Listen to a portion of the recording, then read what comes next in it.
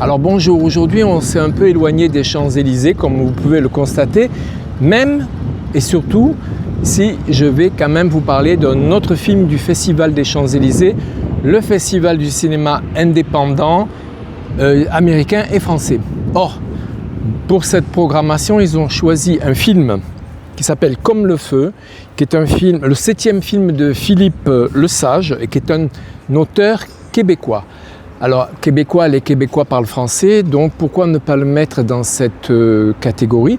D'autant que le film va sortir le 31 juillet et que c'est un chef-d'œuvre. Alors, Philippe Lesage, on avait vu Les Démons, Genèse, Le cœur qui bat, toujours des films qui mettent en relation des adolescents avec des adultes. Et là, le cinéaste prend son temps, on peut dire, puisque le film dure presque 3 heures, pour installer à la fois son histoire et ses personnages. Alors, le film, évidemment, ne va pas vous donner envie, en août, d'aller passer vos vacances dans les Laurentides si vous aviez envie de descendre les précipices avec un canoë. Faut dire que ce passage, c'est pas tout le film, mais il en constitue une bonne partie.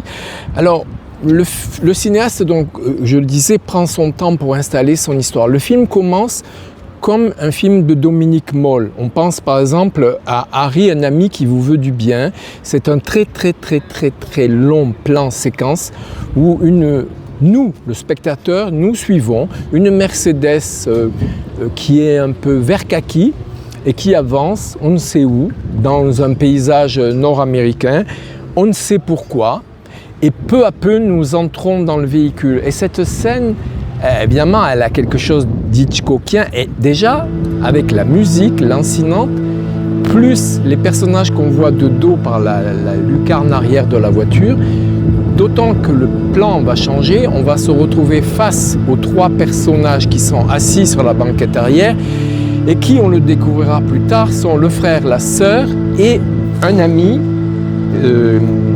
Jeff, qui est secrètement amoureux de la fille à côté de laquelle il est assis et qui s'appelle Alyosha.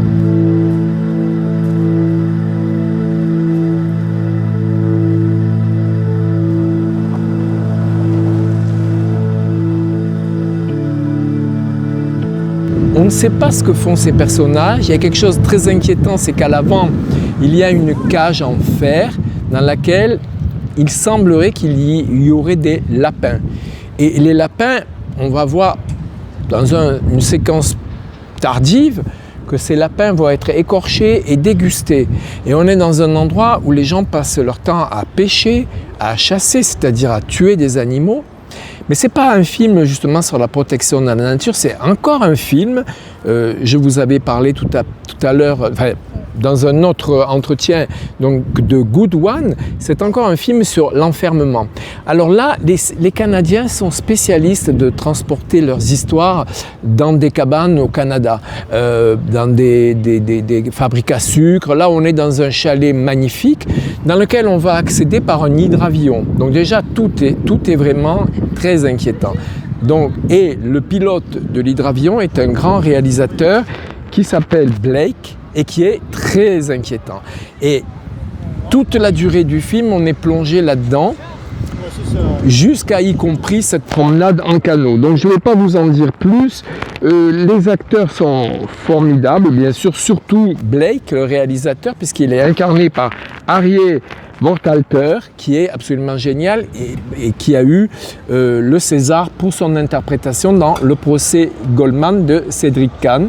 Donc là, ici, il est vraiment au mieux de sa forme et on va assister à des disputes homériques dans cet endroit préservé de la nature. Alors c'est sûr qu'on pense évidemment à Denis Arcand, puisque ces films, par exemple sur l'Empire américain, ou bien dans une autre ambiance, je vous rassure tout de suite, on pense à Xavier Dolan qui avait situé également son film Mathias et Maxime dans un chalet québécois dans les Laurentides auprès d'un lac. Voilà. Donc Comme le feu de Philippe Lesage, et pour moi, il faut être patient quand vous voyez le film, mais il faut tout déguster parce que c'est entre Eric Rohmer et le film qui fait référence évidemment, qui s'appelle Délivrance. C'est entre les deux. Et on n'a pas oublié les flèches non plus.